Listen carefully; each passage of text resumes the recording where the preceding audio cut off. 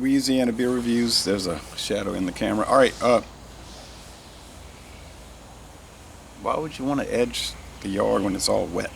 All right. 1768 Żubr beer. The brewery in Dolidi, Poland, established 1768.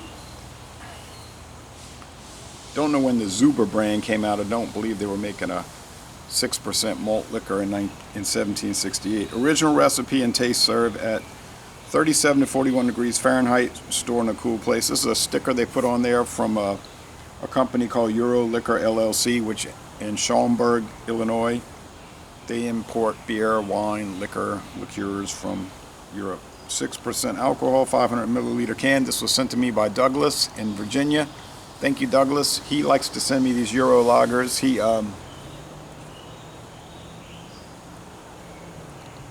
He finds a huge selection in New Jersey along the main highway, I guess US Highway 1. That's where I found Polish beers. In Virginia, there's 2 stores, he said, family-owned stores. One close to him and one 50 miles away or 50 minutes away, but that have a pretty good but rather limited selection. So we got best by date of next year, so we got a fresh, relatively fresh can. Żubr,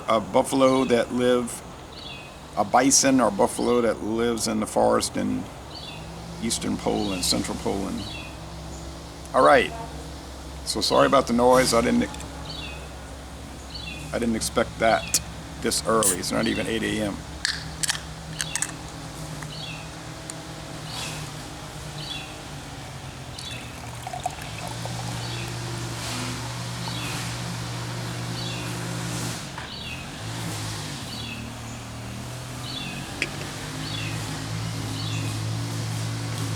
It is a clean glass.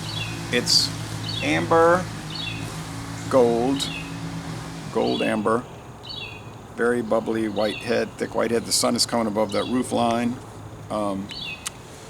It's not listed on Rapier. Rapier seems to be confused about. They're having a Żubr dark listed 6%, and there's a Żubr amber lager that's, they say, discontinued, and then they have a Żubr Maxim, which is 9%. Beer Advocate has it listed. They're saying it's okay, like a C. Untapped is saying it's really worse, like a D. 59 out of 100, which would translate to a 69 in a Beer Advocate world. But so I haven't watched any video reviews. I'm sure there's a good amount. I'll look them up. People aren't too thrilled with it.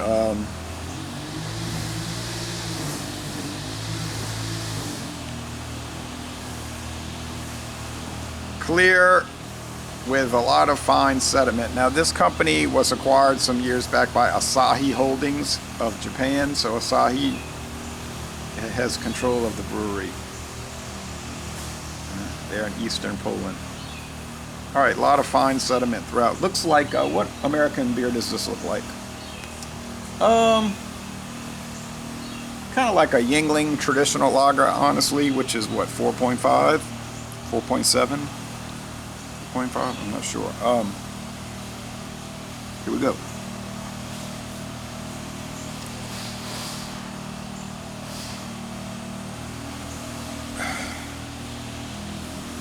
Kind of a neutral aroma. Let's go with the flavor.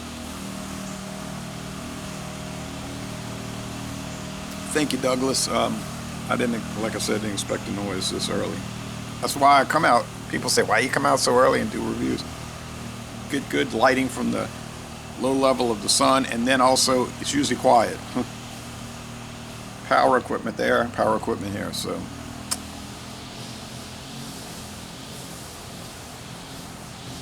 At least they keep their yard up, right? It could be worse, like it could be people next door filling their yard with trash and letting the grass grow this high.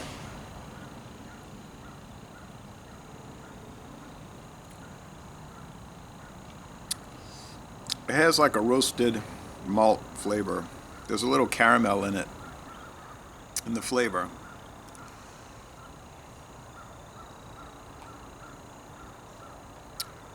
So roasted barley malt, like white bread crust, and then some like light molasses.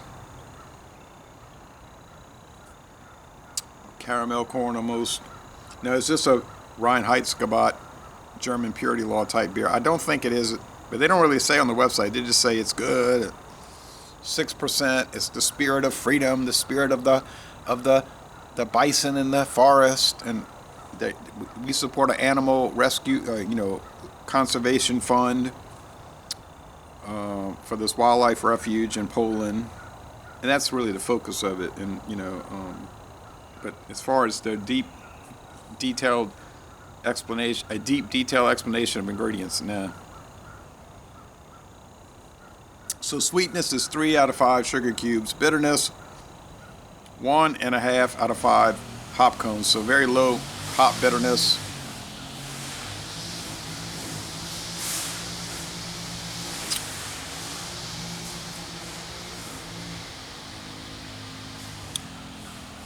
I like that caramel note, like the like Kraft caramel squares, cubes, blocks. I would imagine that's coming from corn, sweet corn, or as they say in Europe, maize. So it's probably malted barley, maize, we say corn here, yellow corn, hops and yeast, probably noble hops like they use in the German and Czech and Slovakian beers, like Harlatar, Tettnang hops, stuff like that. Saz hops, maybe. Medium body, dry finish. Yeah, I don't get the idea of giving it a C or a D. That doesn't make sense to me. It tastes really nice. Actually, to me, it has more flavor than the Yuengling traditional lager, which I find is very ordinary. It looks nice. Makes you wonder if they're adding color into it. I don't know if they are adding caramel color to it, like they do with, they admit it on the Foster's Premium Ale. They just say caramel color added. I don't know what they do in Europe, if they allow that.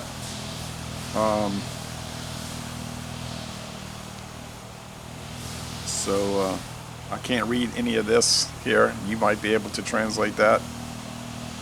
But they put this out in 500 milliliter cans and 500 milliliter bottles, 16.9 ounces. So sorry once again for the noise. I'm gonna have to start doing these at night, like 3 in the morning. You might see raccoons, possums, armadillos behind me. You might hear coyotes yipping in the forest.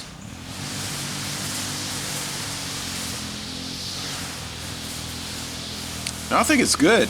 Not fabulous, but it's dang good. But boy, it sure has a lot of powdery sediment throughout. But you get that with a lot of American lagers. When you have good sunlight, like right there, that ray of sunshine, you'll pick up the sediment. Score.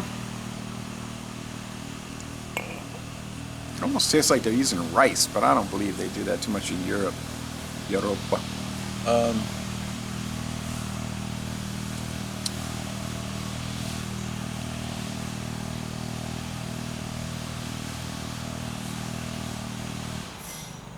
gonna give it a B plus, 89 out of 100, 8.9 out of 10. A very good beer. I don't understand the C minus or D score. I don't know what people are expecting from a 6% European malt liquor, strong beer. I think it's got a lot better flavor than that. What was the one that was 6% Tatra? It had kind of an off flavor. It had like an Indiana Jones looking guy on there. Pretty sure that was it. Some of those have kind of a flavor, but some Americans malt liquors do too. But anyway, so yeah, so Les Bon Temps Relais, a very good beer on a very nice, somewhat cool morning with a lot of racket in the background. And glad I caught it before he fired up that riding lawnmower. That thing was really loud. So, but yeah, well, it happens. What can I do? And we're going to end this review by saying y'all go to Poland and take a brewery tour.